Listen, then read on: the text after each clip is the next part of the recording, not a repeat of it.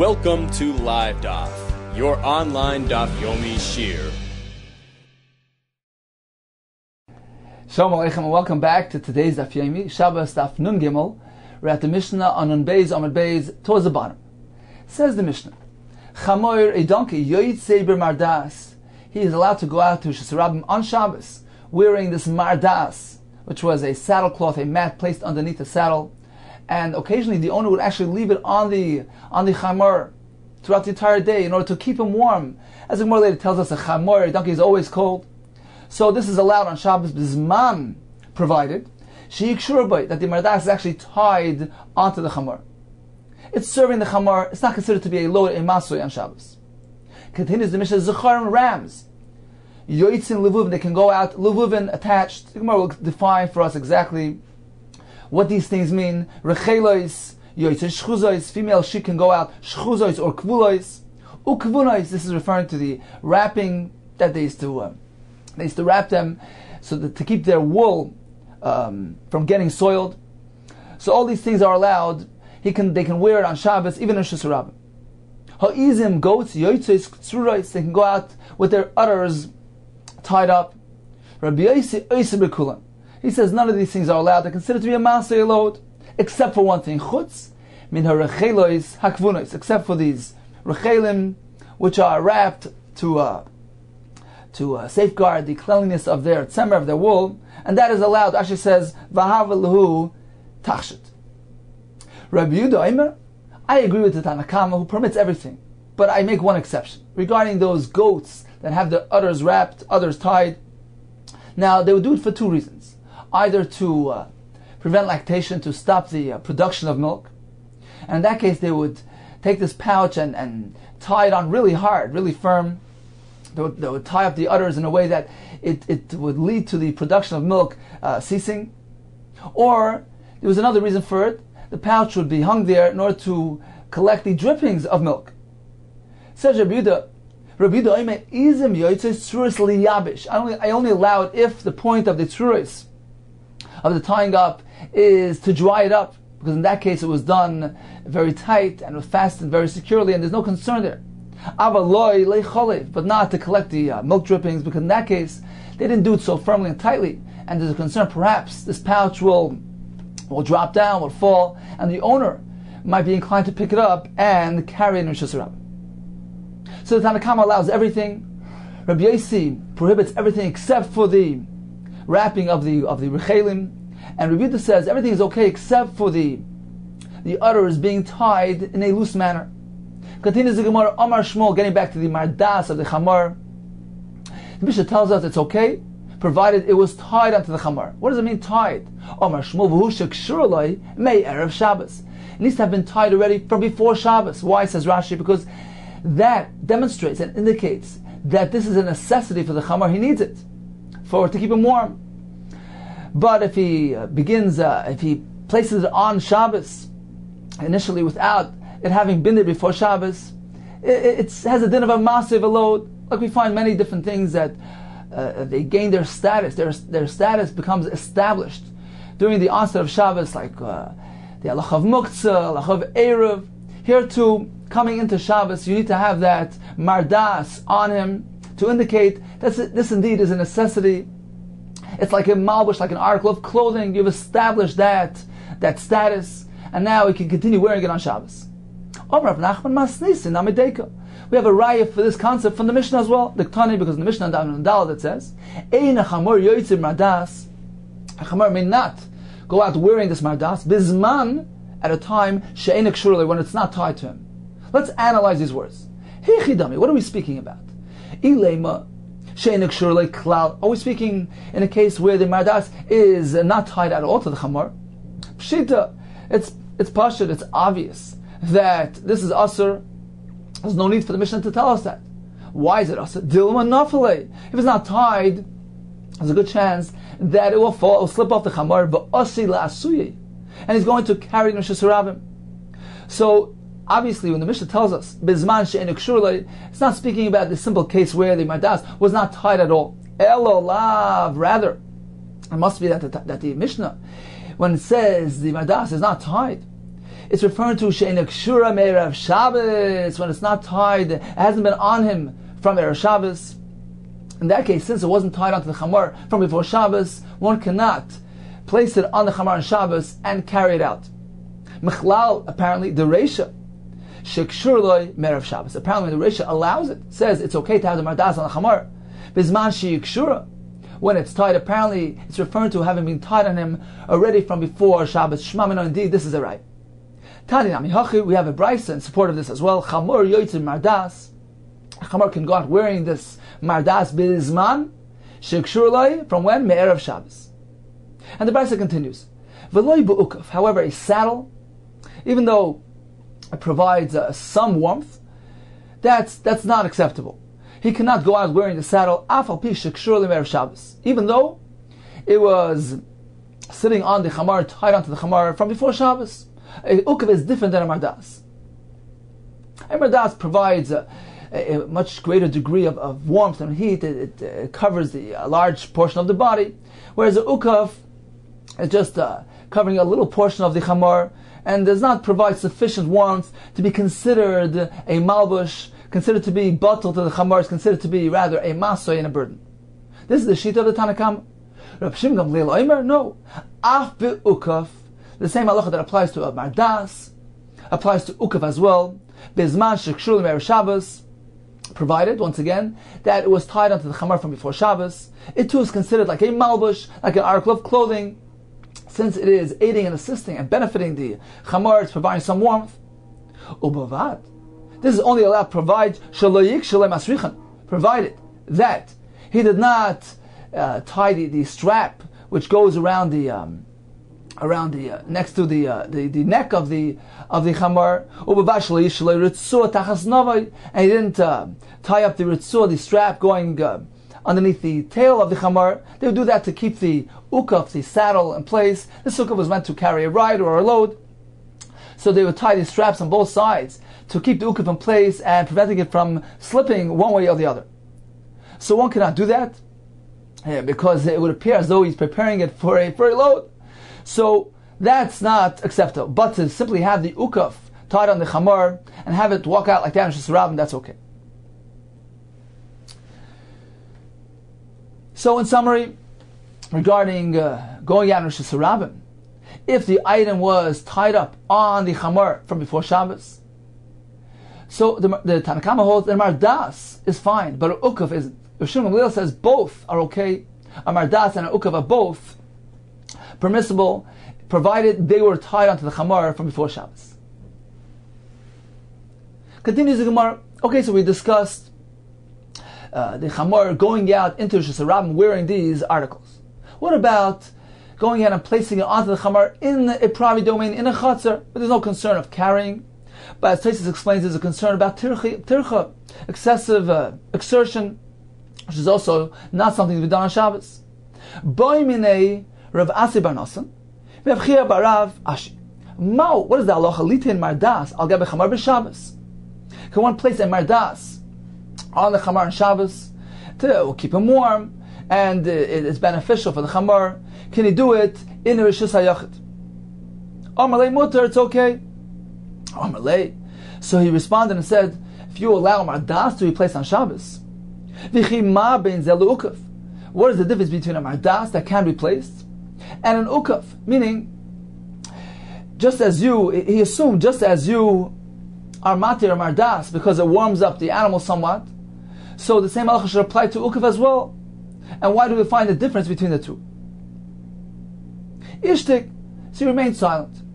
And he interpreted his silence to mean that, you know what, I actually allow one to place an ukaf on a chamar as well. I don't differentiate between the two.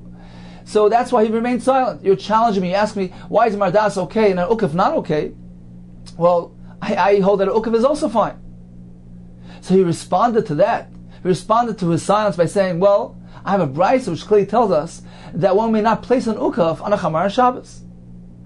Eis face, you asked him a kasha in the following brisa. Ukaf shal gabe chamar, a ukaf on a chamar, lo yatal telena b'yadai. So if the ukaf is already on the chamar on Shabbos, he can't go ahead and remove it from the chamar. Ella moilicho mevir b'chatzar. He simply walks the chamor to and fro, back and forth, and then it slips down on its own. So the Brisa tells you, even removing the ukah from the chamar is not allowed. It's also a tircha, an unnecessary exertion. Hashta litel amrs loy. So if the Brisa tells us that even removing the ukah from the chamar is not allowed, la'aniach min bay, certainly placing it on the chamar is certainly asr. Why? Because number one, it's a tircha. Number two, it appears as if he's preparing it to carry a load. So how can you say that an ukah is allowed? So once again, Reb Asi bar Nosson asked the Shaila. He told Reb Chia bar Ravashi, I want to know, what is the halacha of placing a mardas on a chamar on Shabbos in a Rishus HaYochid? Is there a problem of tircha here? So he told him it's allowed. So he challenged him. He says, if this is allowed, then why is this different than an ukav, which is not allowed? So he remained silent. And Reb Asi bar Nosson interpreted his silence to mean that he allows even an ukav to be placed on a chamar. Therefore, there's no difference. You're right, there's no difference between the two. So he came back with a challenge from a Brisa. The Brisa clearly tells us that even removing the ukav from a chamar is not allowed. Certainly placing it on the chamar would not be allowed. So, once again, how can you allow one to place a mardas and an ukav on a chamar? Omar Rav Zera. So Rav Zera turned to Rav Asi bar Nosson and he says, Shavke, leave him. Kirabe svirle.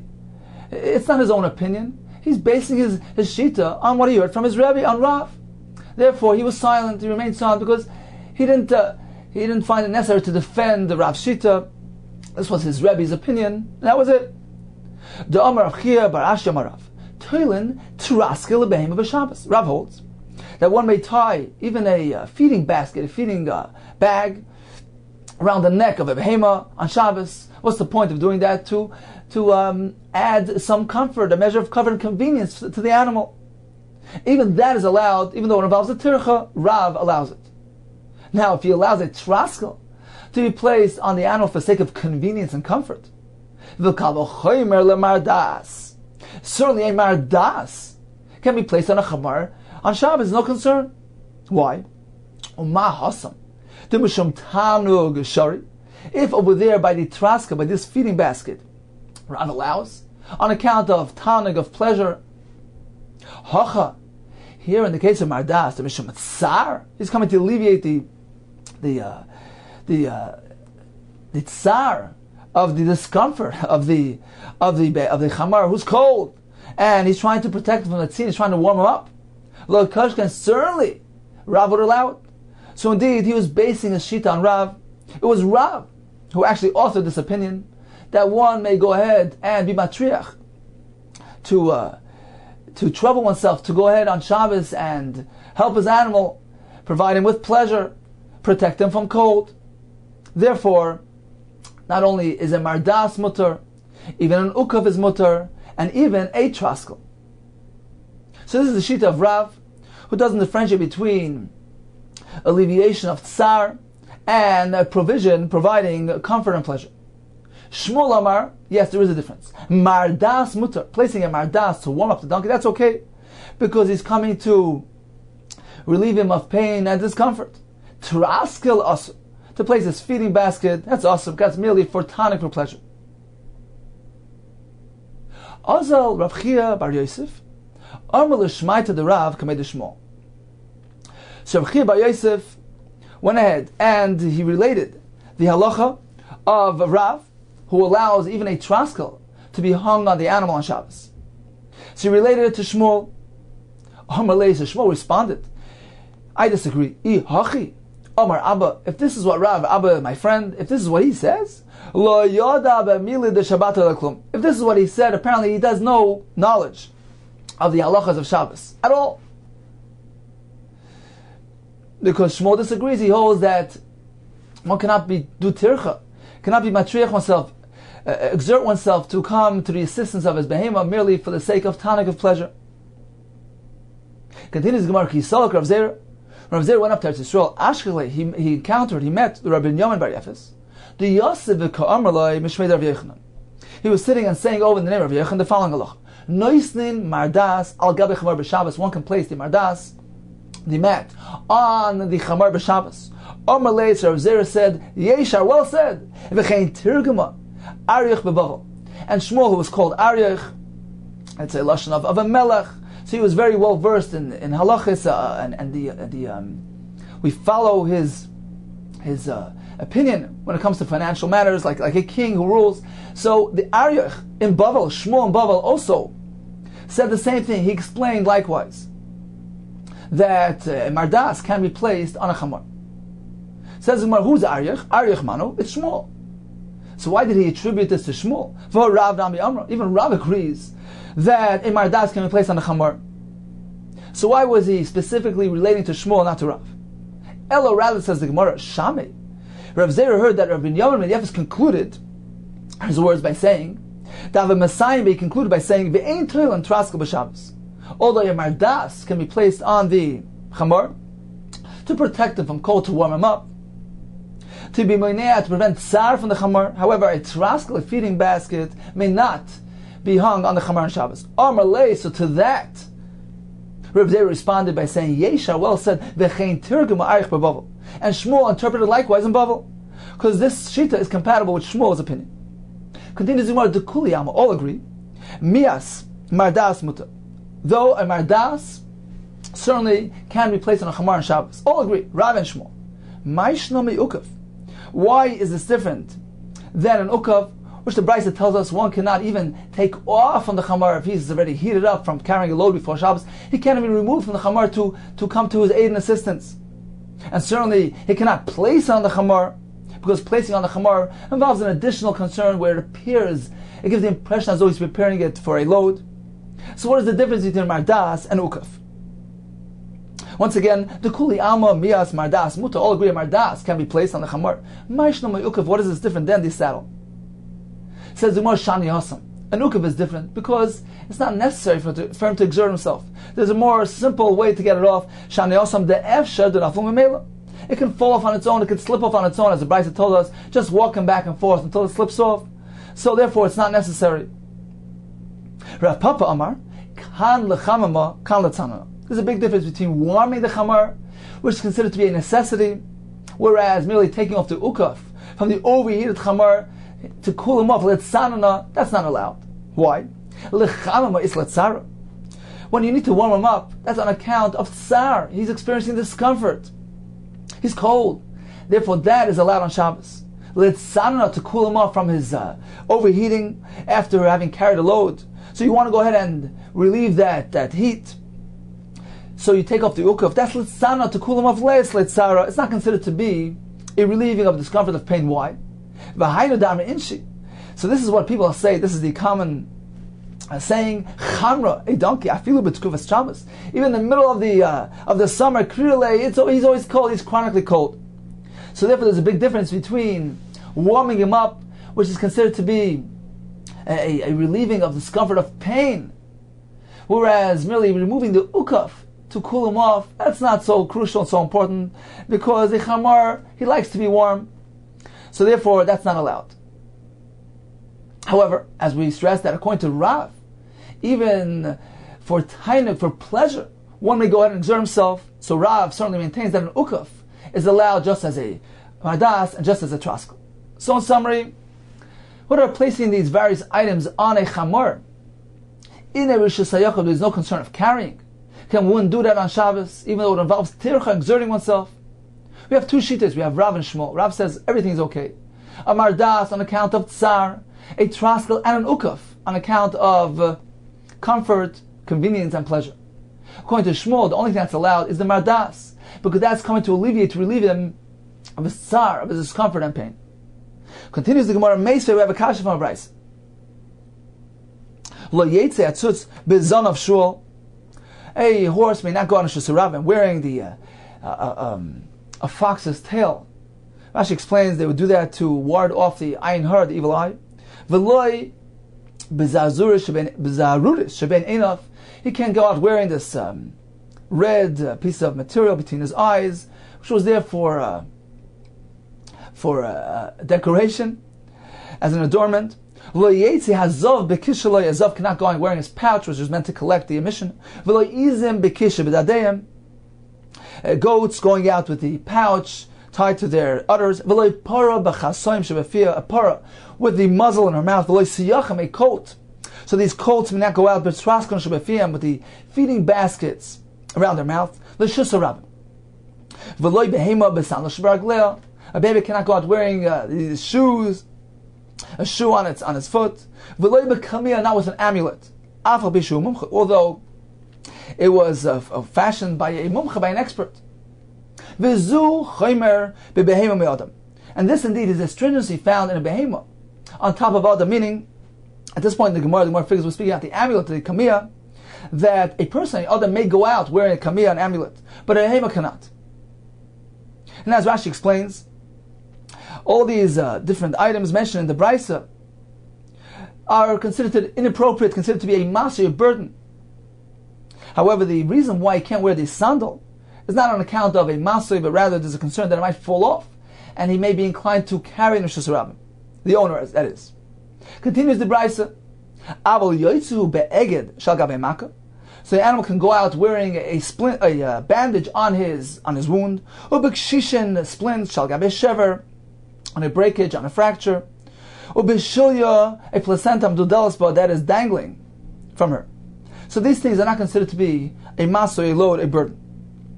Upoikikin la zug shebetzavara, one could stuff up the bell hanging around its neck, umetayelas ima b'chatzer, and walk with it in a chatzer in that manner. However, Rashi says in Rishus Harabim, one cannot have his animal wear a zug, a bell, because it gives the impression that he's on his way to the marketplace. Okay, so for our sake, for our sugi here, let's go back to the siyachim. Ketonimius. In any case, the Brisa tells us, v'lo siyachim, these colts, cannot go out wearing betrasklim shebefim l'shus harab, wearing these feeding bags to Rishus Harabim. The fact that the Brisa adds the words of Rishus Harabim here, apparently the Brisa is coming to stress something, that to Rishus Harabim it's not allowed. However, in a chatzar, he can even hang these bags on these siyachim, the colts. Rishus Harabim hu deloi ha bechatzer, but in a chatzar itself, shaper dami, he may hang it on the colts. So we see that hanging a traskel on an animal is permissible. This is a kasha to Shmuel. Says the one, my love, b'gdolim. Aren't we speaking about large colts who don't really need this feeding basket? Their necks are long enough; they can reach the food down on the ground. So the reason why he's hanging it up on the colt is simply to for convenience sake, for comfort, for pleasure, mishum tanik. And the Brisa tells us that that's permissible. Says we're not speaking about large colts, big tanim, small ones who have long feet and short necks. It's to alleviate their tsar, their discomfort, their pain, because it's hard for them to bend down to reach the food on the karka, on the ground. So in this case, it's coming to address tsar. Putting the hanging up the feeding basket is coming to alleviate discomfort and pain. In this case, certainly it's allowed, even according to Shmuel, because it is equated with the halach of mardas, which is allowed. Dekanami, we have a raya as well. The tani, dumi the kamiyah, because the Brisa listed together with the kamiyah, the amulet, which is certainly coming to address a sickness. Rashi says mishum chayli.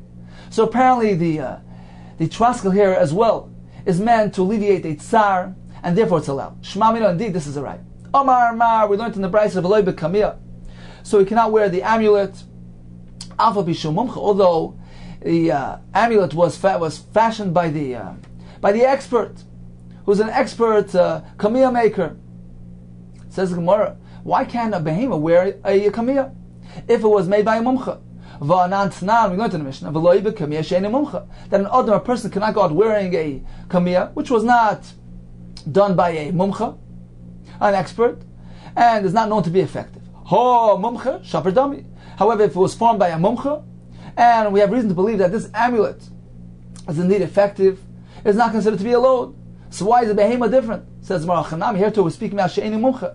It was made by a eni mumcha, by someone who is not an expert, and therefore it doesn't carry the value of a true kamiyah, considered to be a master load. Says Gemara, V'ha aval pishu mumcha ketani. The Brisa clearly tells us that the behema can't carry the kamiyah, even if it's mumcha. Says Gemara, you know what the Brisa means? Mumcha la adam ve'ina mumcha la behema. that the person who made it was a mumcha, expert to make amulets for the sake of Adam, but he's not an expert for animal kamiyas.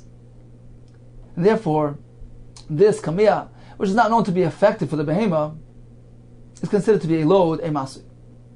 Says the Gemara, is this such a thing?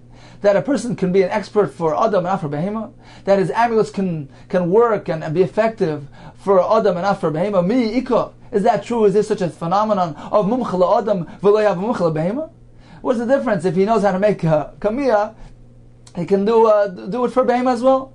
Says more, yes. Adam the Islam Mazla, a person who has a Mazla, a Malach, who's advocating for him, Messiah. In that case, the kamiyah can help him, can be effective because the Malach is coming to his aid and assistance. Behema the Leslie Mazla, behema does not have a Malach. Loi Messiah, he doesn't have this Malach who's advocating for him. As Rashi says in the third line of Rashi on top, Mazli Malach Shaloi U Meilitz Olav. In this case, Loi Messiah, the amulet is not effective. Can be that it's not effective, meaning that just because one can make a kamiyah, which is effective for Adam who has a mazla, not necessarily does he have the ability, does this person have the ability to make an amulet for behema. It requires a different type of expertise. Therefore, it's considered to be a load, a masui. Continues the Gemara, Yachi. So if we're speaking about a kamiyah which is not known to be effective, and that is the reason for the Isser. What does the Brisa mean? Zeh chomer b'behema b'adam. This is a stringency, a chumrah that we find by behema, but we don't find by Adam. It's not a chumrah.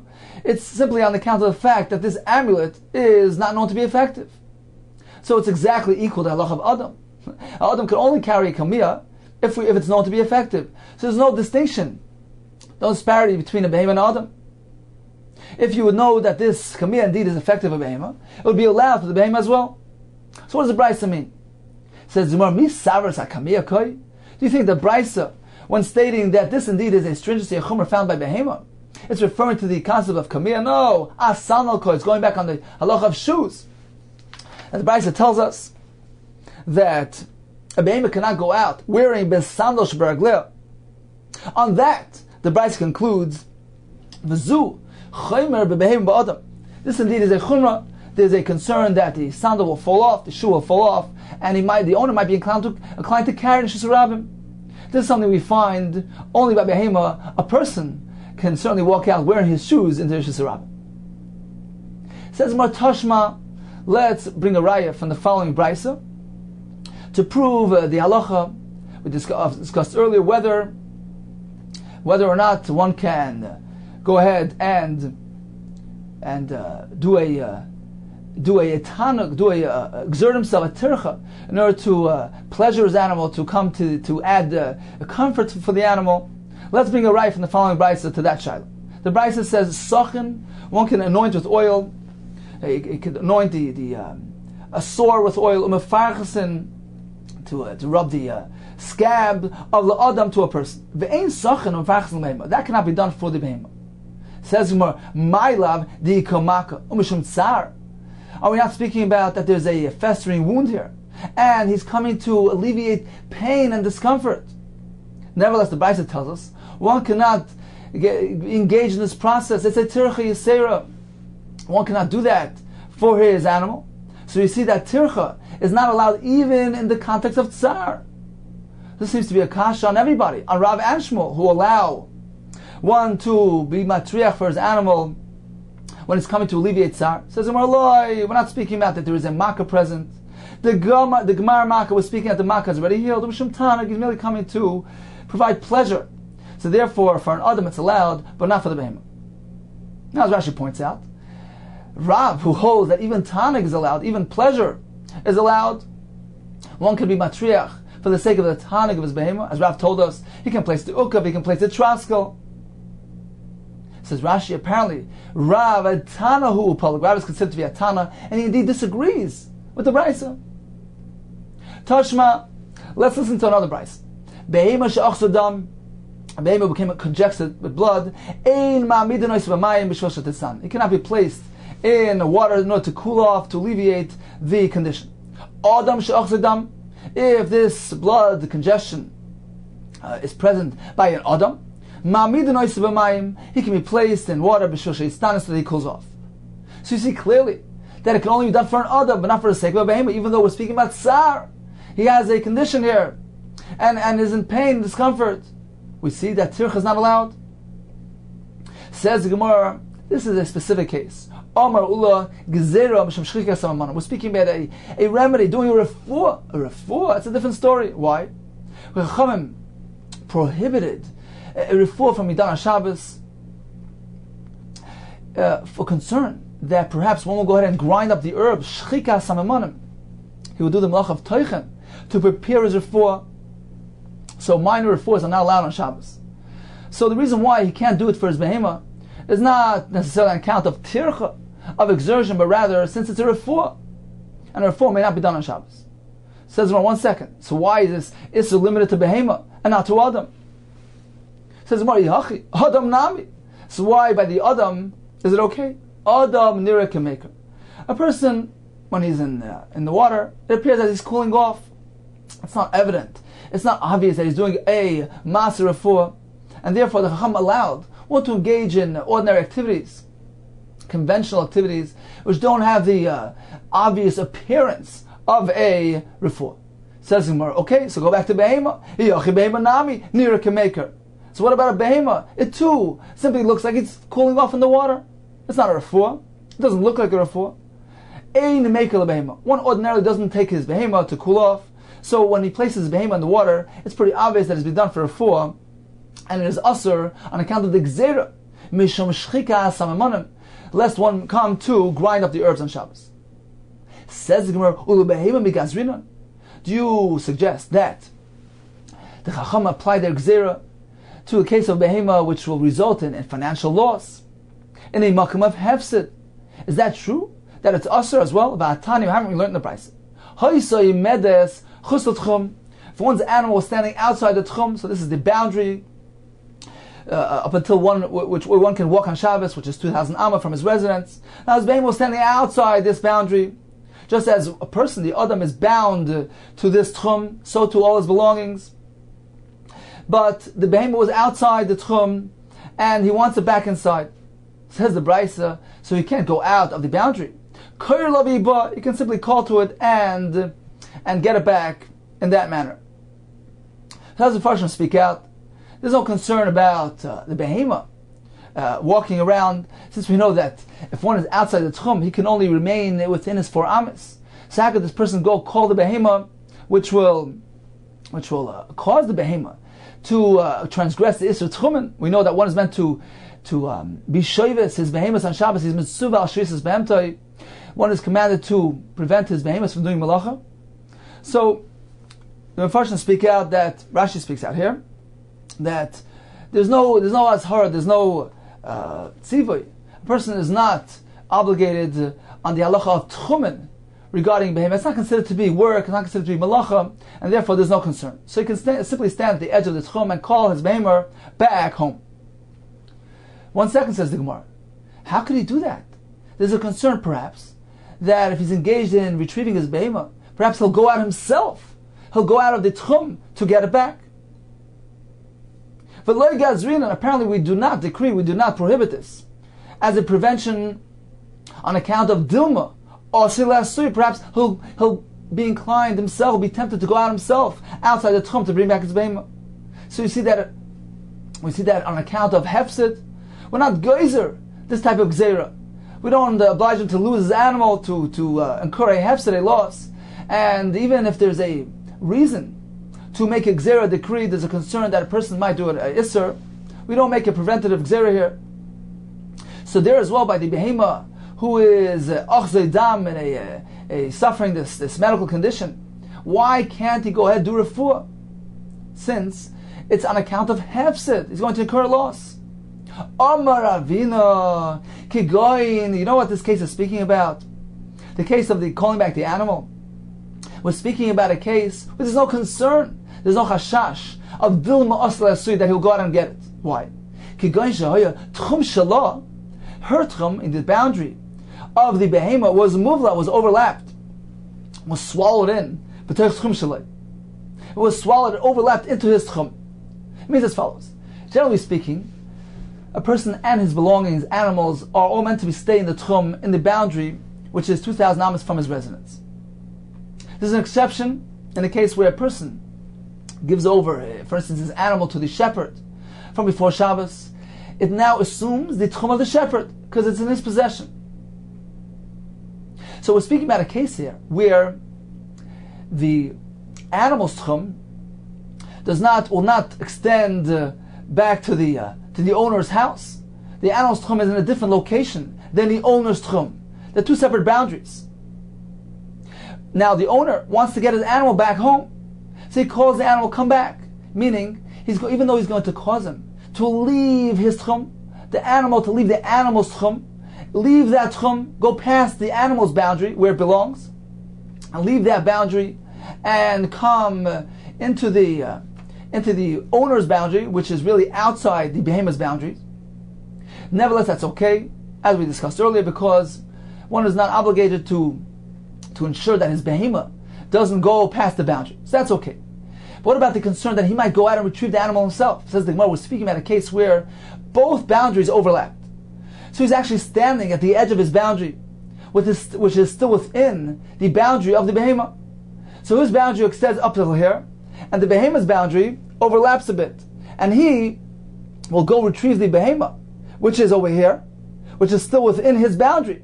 So there's no concern of Dilma Asla. He doesn't need to leave his tchum. It's not standing outside his tchum. It's standing somewhat within his tchum. So he merely stands within his tchum, where the behemoth is, and leads the behemoth home, not by physically leading it, but simply by calling it and encouraging it to come back in this direction, even though the behemoth will go out of its tchum. That's not a concern, because there's no tzivui on that. Okay, so once again, there's no raya from there to our case. Certainly the Chachamim would enact a preventative gzeira even in the face of loss, as in the case of providing a remedy for this behemoth, which is achazei dam, which became congested with blood. That's not allowed, because there's a ma'aser refuah. Why then can he go call his animal back home? He is speaking about a case where the animal is actually present within the tchum, within the boundary of the owner. There's no concern of him having to leave his boundary to get the behemoth. Once again, Amar Avina Kegoin, that brayso which allows one to call his animal back, Shahaya Tchum Shala, the tchum of the animal was muvla, was swallowed. Literally swallowed means it was overlapped. But Toich Shum Shaloi, onto his tchum, within his tchum. And the animal and the person are both standing in an area which is permissible for them. There's no concern that he'll go out of his tchum. Why should he go out of his tchum, since the animal is right there within his tchum? Continues the Gemara. So we discussed doing remedies for an animal. Actually, it's a machlokes Tanai.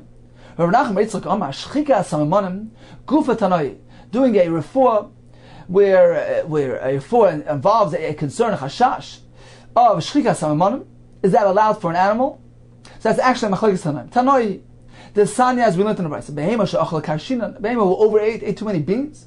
Lo yirid sena b'chatzar, he shouldn't have it run and cause it to run through his chatzar, his courtyard, b'shvil shatisrapa, in order to loosen its bowels. So one may not be engaged in a ma'aser refuah, even for his animal. Rabbi Oisha Matir, Rashi says it's allowed.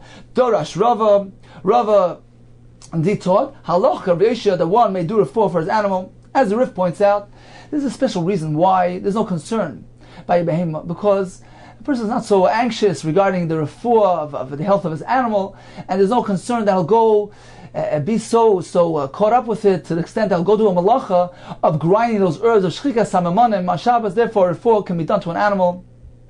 The gzeira, which applies to refuah by a person, will not apply to a behemoth. Continues the Gemara. Omar Mar. We learned in the Brayso earlier.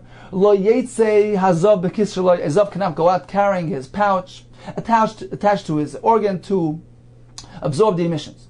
V'lo yizim bekis shebeladem. Goats may not go out with this kiss, with this pouch, fastened to their udders. Says the Gemara. V'atanya. How does this fit with the Brayso which says yotzes izim bekis shebeladem? They may go out with this pouch on their udders. Amar vidoli kash. It's not difficult. It depends how tightly these pouches are fastened. When it's tightly fastened, then there's no concern that it will drop down and he will carry it on Shabbos. So therefore it's allowed. The Brisa which says that it's prohibited is speaking about the loy mihadik. It's not tied. It's not tied well enough. It's somewhat loose, and there's a concern that this kiss will drop down and the owner will carry Shus Rabbah. So that is the teretz on the stira. Rav Yosef Amar, Tanoi Shaklis Me'alma. You've removed all the Tanoim from the world, meaning is there a shortage of opinions, of authors, of Tanoim?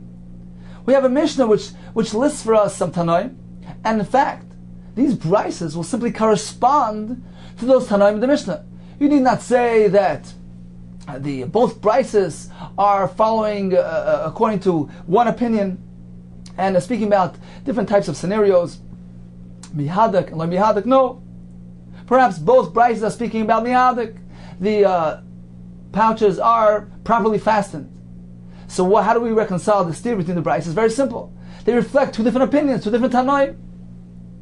We learned in the Mishnah, this nan, as we learned now Mishnah, Ha'izim yoytei sruos, the Tanna Kama maintains that it's allowed. Rabbi Yossi yoytei bekula, chutz merachel zakvunos. So Tanna Kama says that Izim may go out sruos with their udders tied up. Rabbi Yossi says it's not allowed, it's a masa, it's a load. And Rabbi Yehuda Omer, Izim yoytei sruos liyabesh, they may go out with their pouches tied up for the sake of liyabesh, of to dry up the milk, to terminate the production of milk, when that is the purpose and the reason for it, that's allowed. Not when it's merely there to collect the drippings of the milk. And once again, the reason is because, according to Rabbi Yehuda, when it is there for the sake of liyabesh, it is aiding and assisting and serving the animal. As Rashi explains, because the milk, the lactation of the behemoth actually weakens it. So by preventing the milk from being produced, terminating the chalav, he's actually serving the behemoth. That's considered to be, it's not considered to be a masa, it's considered to be a service, like a malbush, like an accessory, a garment for the behemoth, and it's not considered to be a load. However, licholib, if it's there merely to collect the drippings, that indeed is considered to be a masa, a load, because that's not really serving the behemoth. So in any case, we have a Mishnah which contains a Tanna Kama who allows the izim with their pouches, and Rav Yossi who disallows, who prohibits, and said it's usher except for the rechelos, hakvunos. So getting back to our contradiction, a very simple solution.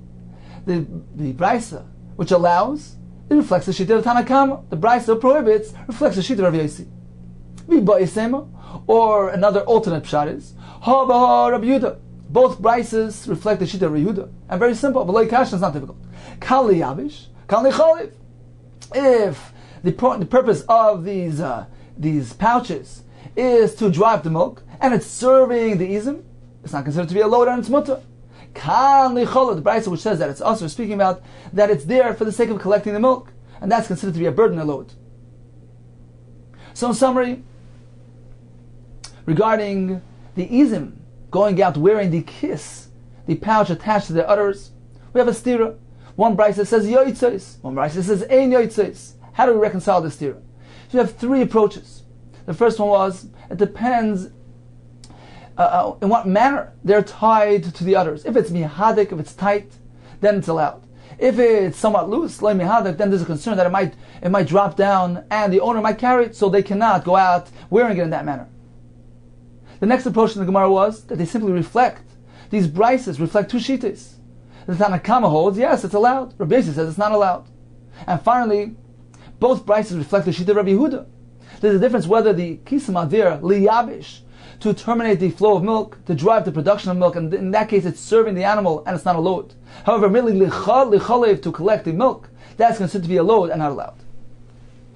Tanya, or Rabbi Yehuda, masa be'izim, based on Tuchya, there was a story regarding the izim and based on Tuchya, showing that they gasin, that very large udders, v'oslam kisim, and they made for them pouches, kedei, shlo yisru to dadeim, so their udders don't become lacerated on by rubbing on scraping on the thorns.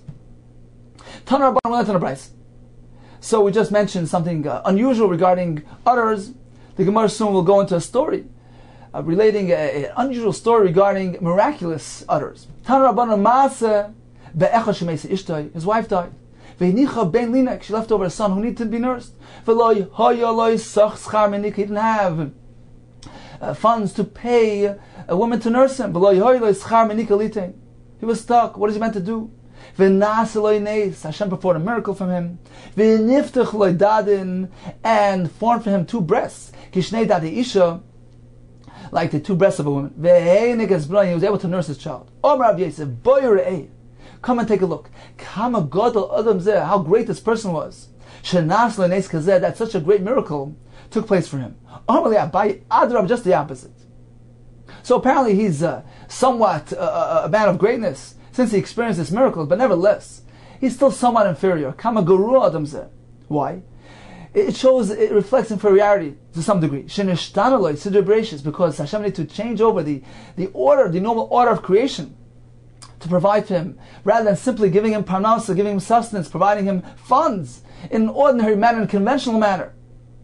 So he experienced a nes out of the ordinary, out of the realm of nature. And as we know, it's not so good to experience a nes because they deduct from a person's mitzvah, a person's chusim. Rav Yehuda, come take a look. How difficult it is. This sustenance and mizaynus of a person. As we find in this case, Hashem didn't merely provide for him ordinarily. Rather, the entire structure, the creation of the world was changed over for him, was altered for him. So we see that the provision of mezainis, the ordinary conventional provision of mezainis, is very difficult. It is rather easier to make a nes than provide mezainis. Rav Nachman Teda, you will know from the following thing as well. The Misrach HaShnisa, we find often, sometimes, Hashem makes nisim in different situations. However, a creation of food we don't find. We don't find that Hashem arranges that suddenly the tzaddik finds an increase in his inventory. He finds wheat showing up, growing in his warehouse. So apparently, mezainis is a very difficult thing. As Maral explains, it transcends nature. The point of Hashem providing for each individual individually in this world of nature is a difficult task. It's considered to be caution. And it is easier for a nes to take place and for a person to be zeicha to an abundance of mezainis. Tana Rabbanan, we learned in a brayso story also regarding one whose wife passed away. Masa ba'adam echad shenasa isha gidemes. He married a woman who with her hand was cut off. He did not discern, he did not realize until the day of her death. Omar Rav Ba Yurei, come take a look. How impressive. Look how modest this woman was. Her husband never even noticed. Omar Rebbe Chia, not such a big deal. Zu darka bakach. A woman generally is more modest. It's part of her nature. It's her nature to cover herself. So, as Rashi says, the second wide line on the bottom, Zu darka bakach. L'chases kol isha atzma. It is inherent in the nature of a woman to cover herself. The kol shekain zu, says Rashi. Certainly in this case, Shoi said tzricha l'kach. She needed it. She needed to cover herself to hide her blemish. So what's the big deal? On her account, it's not so impressive. Ella, rather, you know what I'm impressed with? Ella kama tzonu adam zeh. Look how modest and tzniustic this man was. Look how great he is. Look at what degree of tznius this man possesses, that he has not recognized, he did not discern this physical impediment in his wife. Continues the Gemara. So the Mishnah told us, Zechorim yoitzin levuvin, rams can go out levuvin. My levuvin, what exactly is this referring to? Omar Avuna Tutri. It means that the rams are attached to each other. They would tie up two rams so that they don't run away. So that's one pshat in levuvin. My mashma, the high levuvin. What do you see that this term levuvin is referring to this thing? Lishna the kruvihu is referring to this concept of close together, of being tied together. Siv livav tini. It's referring to a closeness. You brought me close to you. So we see we're speaking about a concept of closeness. So this is what the Mishnah is referring to. Ula Amar, levuvin is actually referring to something else. Or this leather that they would tie opposite their heart to protect them. So that the wolves don't attack them. And that is the location where they attack them by their heart. So this is meant to protect the rams. Says the Gemara. So why specifically the rams? Zeiv maschor nafli. The wolves only attack the males. And the kavas like nafli, not the females. Says more, yes. Because the males, they go in front of the herd, and therefore the wolves are attracted to them. Maybe they're threatened by them. Says the Gemara, was the Avim Bresh Edru Nafli. These Avim only attack the head of the herd, but they don't attack the tail end of the herd. So this is a concern for the Kavas as well, for the females as well. Elo Mishum Nishamni, because the males are more fat, and therefore they're attracted to the wolves. Uben the Kavas like Ishmael, the females don't have fat ones. Visu, another kasha, Miyadi, bin Hani Lahani. Do they differentiate between one and the other? Meaning, they come to the back of the herd, they see the Nekavas there. Are they going to say, 1 second, let's wait until we see what's going on at the head of the herd? That can't be so. So why indeed is this only a concern? This protection only needed to be accorded to the scharim, to the male rams. Ella rather mishum the zakvi chutmai, because the rams, they walk with their nose up, umazgu kidavu, and they walk around turning from side to side. So on account of their position, their posture, the wolves become antagonized and threatened, and they go ahead and they attack the schar. So therefore, this is a necessity. This protection needs to be afforded to specifically the male rams. Continues the Gemara. A third pshat in Levuvin. Rav Nachman Eitzel Gamar Oir Shekoishin Lehem Tachas Rechrusam. It's referring to a piece of leather which they would tie underneath the male organ of the zachar. Why? To prevent mating. How do I know this is pshat? Because the Mishnah continues and says, the female sheep, they go out with shchuzos. My shchuzos. Shchuzos means that their tail is held up, it's tied up, upwards, for just the opposite purpose. To encourage mating. So, if the Seifa is discussing this type of arrangement to encourage mating, so apparently the Reisha is also discussing a similar type of phenomenon. The Reisha that the Scharim Alevuvin is referring to tying up their zachrus to discourage mating, to prevent mating. The Seifa, which talks about shchuzos, is doing just the opposite. So that to encourage mating. So apparently they're the same context. One is meant to have one effect, and the other thing is meant to have an opposite effect. Mai mashna. How do you see that the word shchuza is referring to revealing, to holding up the tail of the nekeva to encourage mating? The chsiv, as we find, a woman is coming towards him. Shiz zayna, revealed like an immoral woman, on a tzura slave. So we see, as Rashi says, that shchuza is derived from the word shizayna, and it also is referring to revealing. In this case, revealing the nakvus, the private parts of the nekeva. Okay, so let's just summarize back. Go back to the beginning of the blot, back at the Mishnah Daf Yomi. Let's take a look at the shittas in view of the Gemara we just learned now. We have a Tanakama, we have Rav Yosi, and Rav Yehuda. Tanakama says all these types of things are allowed. Amar das, the Zecharim Yotzim Levuvin. We have 3 pshatim in Levuvin. Either means their hearts protected by the leather, either means that the rams were actually tied together in pairs, or it means that their zachrus, their Eivar zachrus, the male organ, was covered up. Shechuzais means that the female sheep, their tail was tied up. Kvulais, the Gemara will discuss later, actually means that the female sheep's tail were tied downward.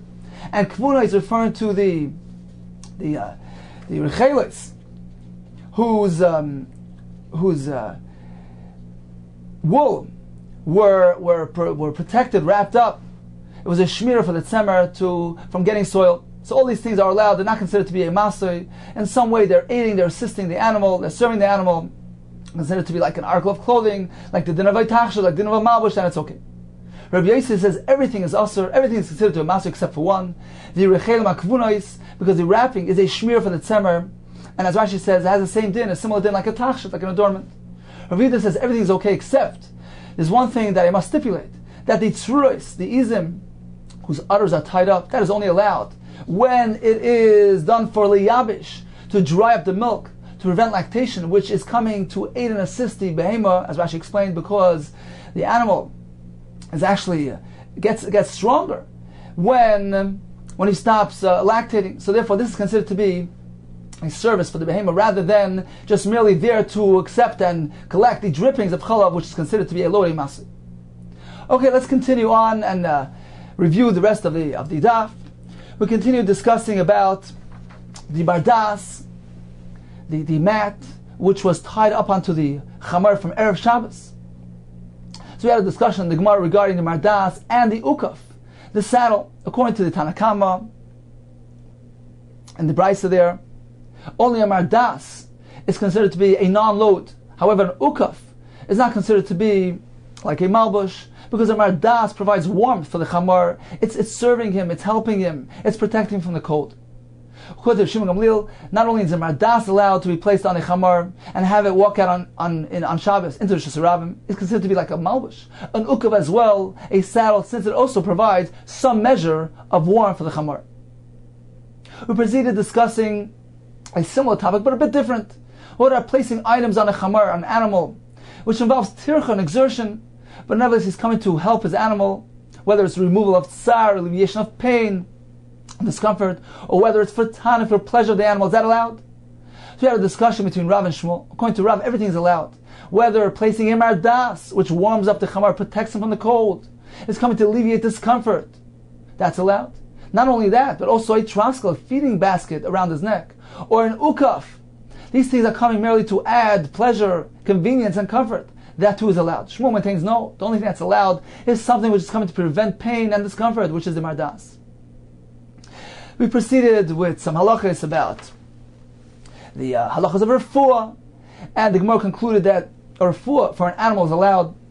And as the Rif explained, because there's no concern of shchika samanim, he's not going to go ahead and grind herbs. He's not so bent on, so desperate to heal his animal. It's different than a refuah from a person. Therefore, the Gemara concludes that refuah can be done for behemah. There's no concern of him doing malacha.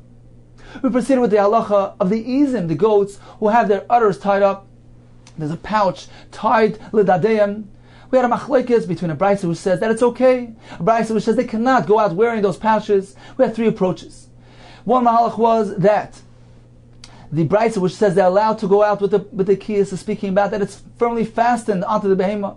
The brisa which prohibits is speaking about loy mahadik, it's not there firmly, and there's a concern that it might drop down and the owner might be inclined to carry it, pick it up and carry it. The next approach in the Gemara was that they actually reflect two Tanaim.